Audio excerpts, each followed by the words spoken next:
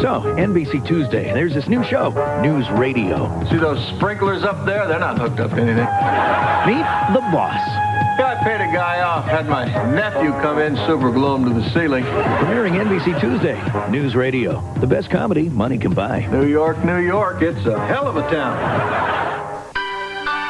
Now, News Radio's Phil Hartman remembers his favorite scene from It's a Wonderful Life. My favorite scene from It's a Wonderful Life is Jimmy Stewart sitting in the bar. It's just agonizing, you know. He's just going... If you're up there and you can hear me, show me the way. I just so identified with it. Phil Hartman and Leah Thompson host the exclusive holiday showing of It's a Wonderful Life, Saturday on NBC. I've seen it exactly 145 times.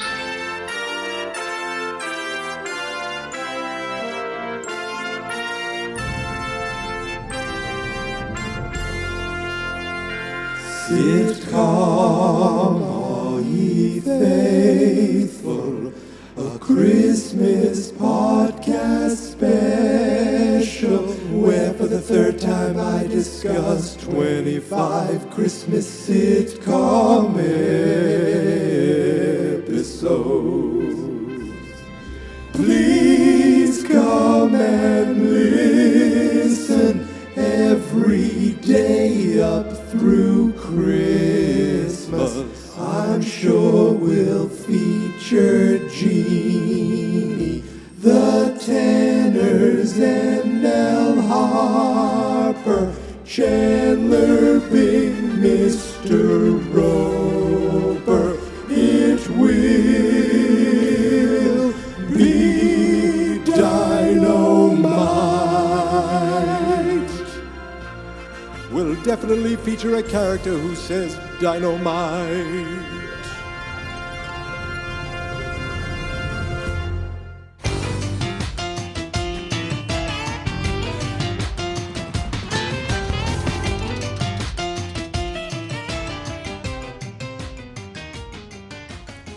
Happy Tuesday, everybody, and welcome back to Sitcom, all ye faithful.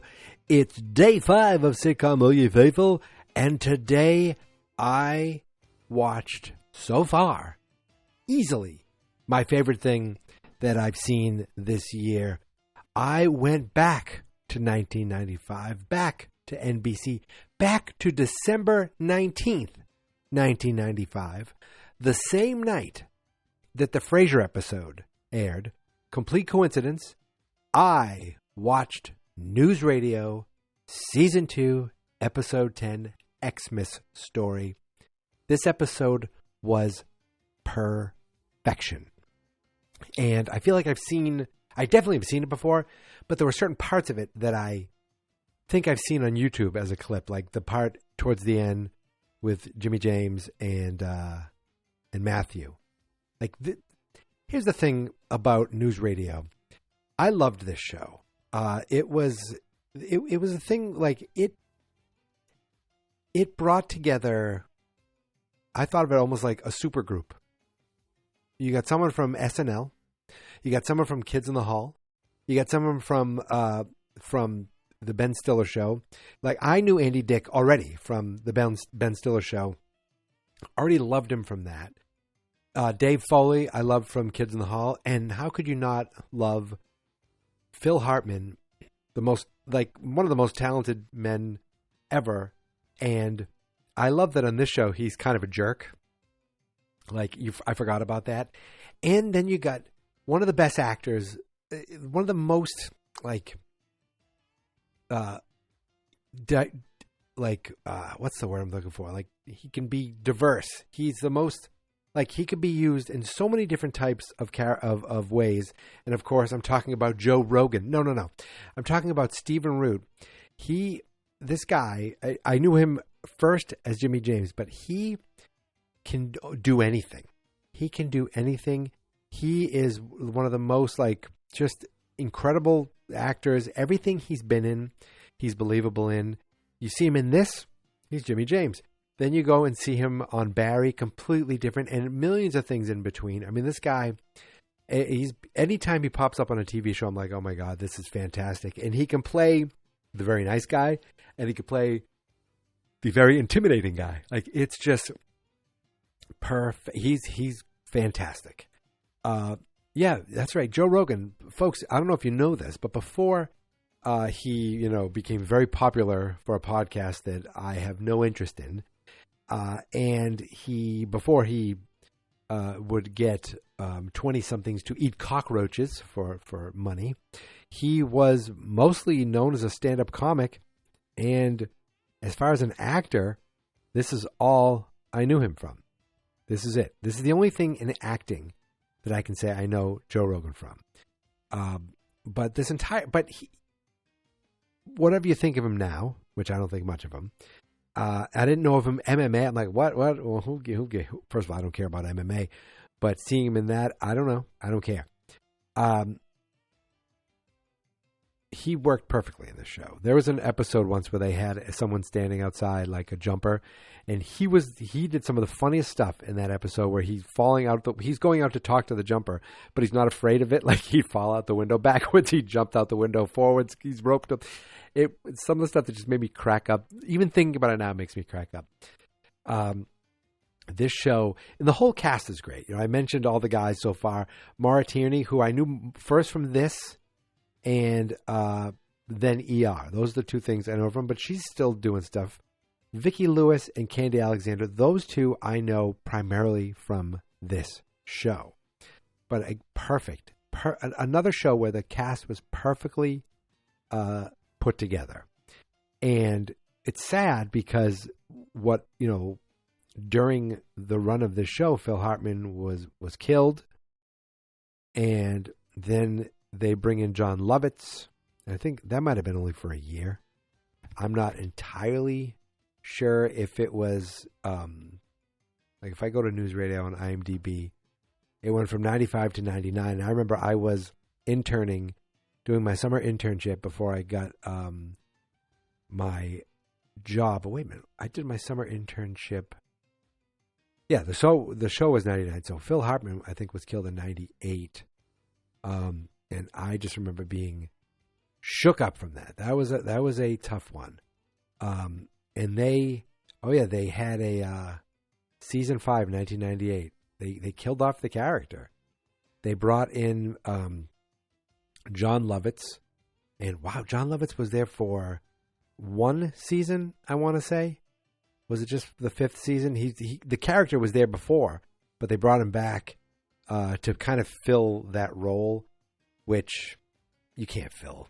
You can't fill Phil Hartman's role, even though John Lovitz is great in his own. It's two different type of people, and it just at that point, I think the writing was on the wall. That was the end of the just the end of the run for a friggin' fantastic show because.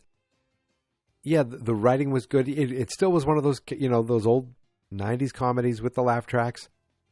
They're not all like, cheesy, tropey.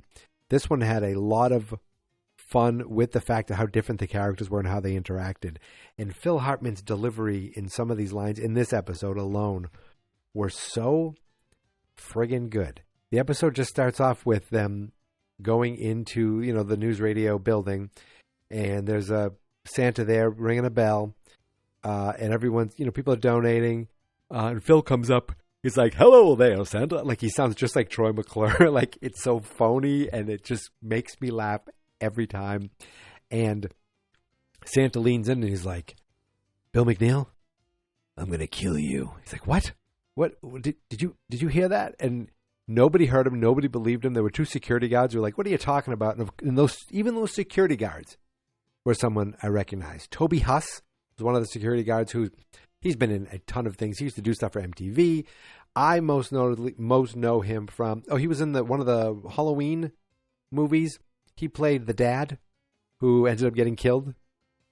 He was the main girl's dad in the 2018 Halloween. But for me, if you've never seen *Halt and Catch Fire*, it was an AMC show. He was friggin' great in that. And then the other security guard was Tone Loc. Tone Loc, yes. Best known for that movie Blank Check. The Disney movie Blank Check. I think that's what he's best known as. He's done other things too. I can't quite put it down.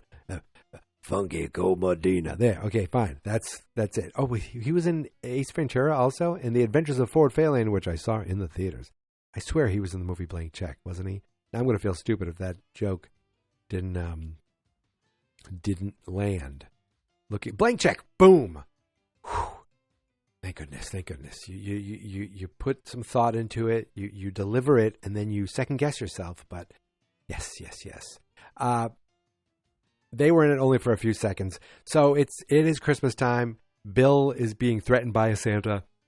At the same time, everyone pitched in money to get Jimmy James a nice gift, a autographed Yankees shirt from the 20s, framed with an autograph.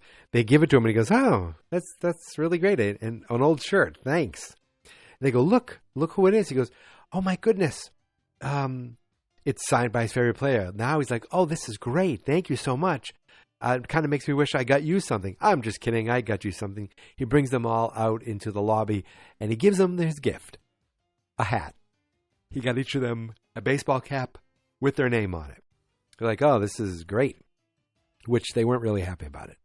And it turns out that each of the hats were just reissued hats from other companies. He owned the hats. He owned the companies. He just slapped their names on it and gave it to them.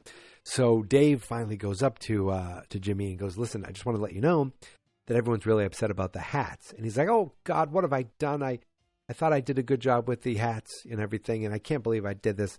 I'll make it up for you. So he brings them all downstairs into the garage, the parking garage of the building, and he's like, "Matthew, I want you. I know you love these old time radios, so I'm giving you Furby and Blurby. I don't remember what the name was." He goes, "I'm giving you this," and he hands him a box of tapes. He's like, "Oh wow, this is great. I'm gonna love listening to these. Thanks." And he starts walking off, and he goes, "For the rest of you, I got each of you a Miata." He bought 6 cars for the other 6 people. These little convertible sports cars. He bought Matthew. Think about it. He gave Matthew these tapes. Said, "I got you this old time radio show." Everyone else got cars. So Matthew's walking around with his Walkman, and he's like, "What are you doing?" He goes, "Do you want to listen to my tapes?" They're like, "No, we want to go for a ride in our cars." Everyone's freaking out about the cars. Dave is like, "This is weird, but okay." And then he feels bad for Matthew because now Matthew's upstairs, didn't get a car. He's just listening to his tapes. Matthew, and this is where Andy Dick's like, he has his headphones on, and he's not listening to them, and he's just laughing, and he's talking out loud while listening to the show. Very funny. Everyone's like, "Dave, if you feel bad for Matthew, why don't you just ask Jimmy to give him a car?" He's like, "I'm not going to ask him to give him a car." He goes, "Come on, of course he would do it." Phil Hartman's like, "Listen, ask him to get the freak a car." Or no, he says, "I really wanted a blue car, so maybe he can get me a blue car, and I'll just give my other car to the freak," which I thought was funny. Oh, but he goes, Dave goes, "I'm worried about Matthew," and Phil goes, "I see." He goes, "You're finally going to fire him?" So I thought that was kind of funny. There were just moments that made me laugh. And finally, Jimmy comes out, and he's wearing the Yankee shirt. He goes, "Oh, it feels nice to be wearing an old shirt from the 1920s. It took me a while to get it out of the frame. He's so rich he could care less that it was this frame thing from the 20s. Puts excuse me, I'm tired. I'm yawning. Puts the shirt on, and everyone's kind of looking around weird. And he's like, What is it now? What is it?" Dave goes, "Well, I'm just worried about Matthew." He goes, "Oh, you're worried about Matthew? You know what? Let me go talk to him. I'll go talk to him." He goes, "Matthew," Matthew goes, "What do I care about the cars?" He goes, "You guys will all have to return your cars to the rental agency, and I'm going to get these tapes forever." Like, "Matthew, those aren't rental cars. He bought us those cars." "Oh, I see." And you could see Matthew was really upset at that point. And Dave's at the point where he's like, "You know what? I want to give you my car." He's like, "Nope, I don't want them. I have these tapes. I don't want your car." And then finally Jimmy goes to talk to him. He goes, "Matthew, are you upset?" He goes, "Why would it be upset?" He goes, "I have these tapes, and everyone else got cars." And he goes, "Matthew, I gave you Furby and Beans," or whatever the name was. He's like, "Yeah, I know. I have these tapes." He goes, No. I don't think you understand. I gave you Furby and Beans. I own the rights to them. I own the rights to the company that owns the rights to them. And I'm giving you the rights. So if anyone ever wants to make a movie or a TV show or anything, they have to go through you. Matthew's like, really? You mean like a commercial or T-shirts? So really, what he gave him the intellectual rights to this property. So now Matthew is the copyright holder of this. So it actually could be, if it's something that ever wanted to be done, it could be much more valuable than these friggin' cars, which I just thought was just this great little thing where he goes, has anyone else got a problem with their gifts? And Bill looks like, because he was going to ask about a different color, he's like, nope. I just thought that was so well done that he was very generous to everyone, got everyone a car, but he was even more generous to Matthew, even though it didn't look like it. And it was just perfect Jimmy James, a perfect little like Christmas little sitcom kind of twist. And it was just, I just loved it. And then at the end, they shows Bill go into, so during the episode, peppered here and there, the Santa, the guy ringing the bell, played by David Anthony Higgins, who I've seen in multiple things. I mostly know him from, he was in Malcolm in the Middle for years. He was in a bunch of episodes of Malcolm in the Middle. Apparently he was on Call Me Kat with Mayim Bialik, who, again, there may be a chance that Mayim Bialik will come up again in the future. I don't know. I'm not going to say anything else. I'm just going to mention, don't think this is the last time you're going to hear that name. So anyway, he in moments here and there, he would go up to Bill. He goes like, he goes, hello, future corpse. Like he'd say these things just to him. And then finally, we're at the end of the episode and Bill looks around the bathroom and he makes sure no one's coming. He starts washing his hand. The stall behind him opens up. It's the picture I used for this episode. And the guy dressed as Santa comes out into the bathroom. And the guy, Bill turns on him. He's like, Bill McNeil? Yeah. He goes, now I have your attention. Yes. He goes, good. He takes the beard off. He goes, here, I want to get into broadcasting, and I thought this would be a really good way to get into it, to get your attention. Now he mentioned his name. He goes, now you won't forget my name. And he hands the cassette to Bill. And he's like, this whole stunt was just to get, a chance to give me your audition tape. And the guy goes, yeah. And Phil Hartman, Bill looks at him and goes, kid, you're gonna go places in this business. That's great. So you listen to it? Of course I will. It's great. Thank you so much. The guy leaves the bathroom. Bill looks right at the tape, tosses it right in the garbage, goes to leave the bathroom, and the guy opens the door and the guy's there. He goes, listen, I just want to say, sometimes when things are rough and things are tough, it's really nice to know that there are people out there, something like that. Like, that you can believe in hope. And Bill's like, absolutely. Waits till the door closes again, grabs the cassette out of the garbage, puts it in his pocket. The episode ends with him in the car, and he's driving along. He's like, you know what? He thinks to himself, let me pop the tape in. He pops the tape in, and the guy goes, hi, Bill McNeil, prepare to die. And Phil, Bill's laughing, and he goes, no, I'm serious this time. Check your brakes. And Bill starts clicking on his brakes, and the car won't, the brakes won't work.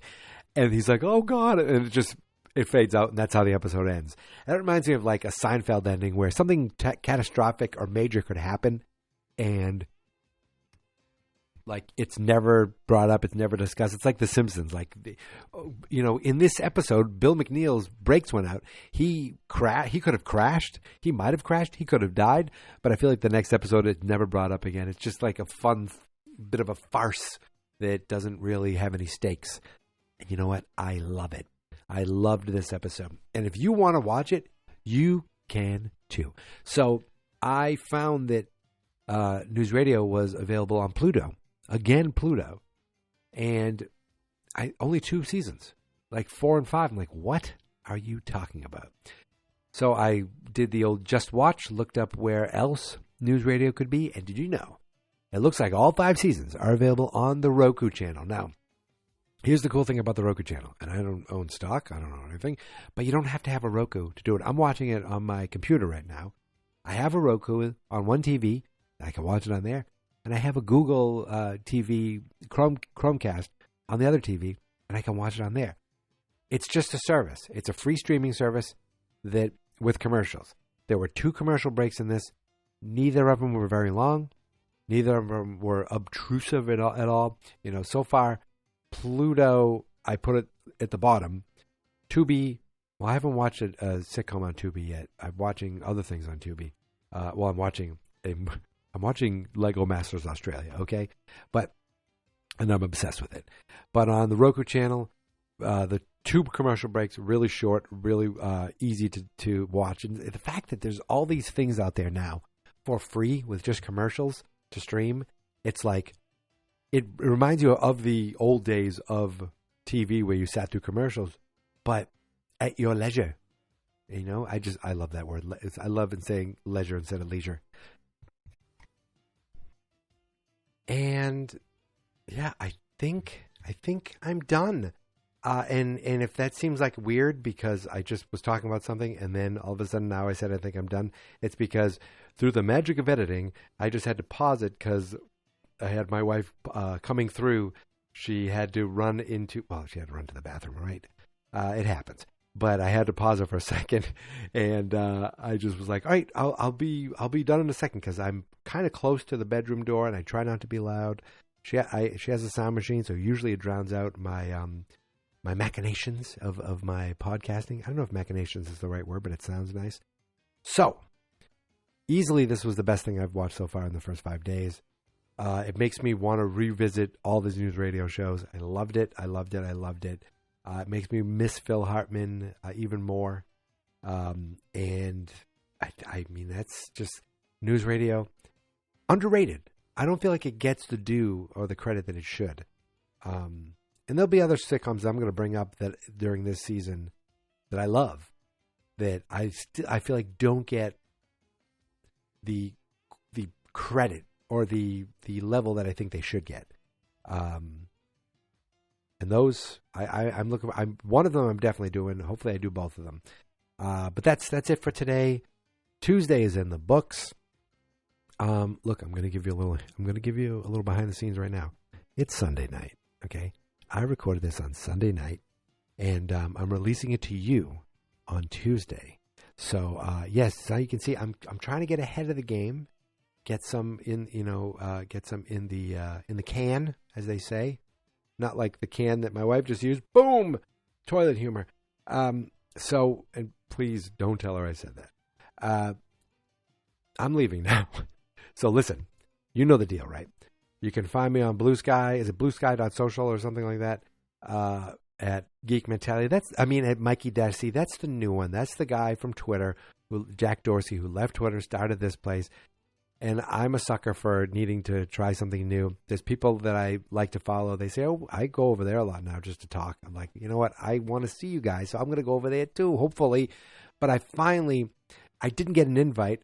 My friend got an invite. He gave it to me because he wasn't using it. And yes, Chris, I was very thirsty for that invite. And I'm glad I have it now. So you can find me over there. I don't have a Geek Mentality account. It's Mikey-C, but I think I'm just going to keep that as both. And you can find, but everywhere else is Geek Mentality. Threads, Instagram, Twitter, Mastodon.social, Geek Mentality, all one word. And of course, you can find this episode and every episode of every friggin' podcast that I do over at fansnotexperts.com. So that's it. I'm done. Hope everyone has a wonderful Tuesday. Forget what I said about it being Sunday. It's Tuesday, December 5th. 5 days down, 20 days to go. I hope some of you, because if there are free videos or free links to the episodes, I will put them in the show notes. And I hope you're able to watch some of these episodes, because look, you don't have to watch Mama's Family, but if you're going to watch an episode so far out of the first 5, watch this news radio. Friggin' great. All right. That's it, my friends. Thank you so much for listening. Thank you so much for subscribing. And until tomorrow, here is my theme song. This is my podcast. I made it. Geek Mentality's what I named it. And I think you should listen and subscribe, 'cause I'm kinda funny and awesome. I think that I'm worth your time, and I'm kinda handsome. My mom says, please listen and please subscribe. At least listen to this episode. Fast, not experts.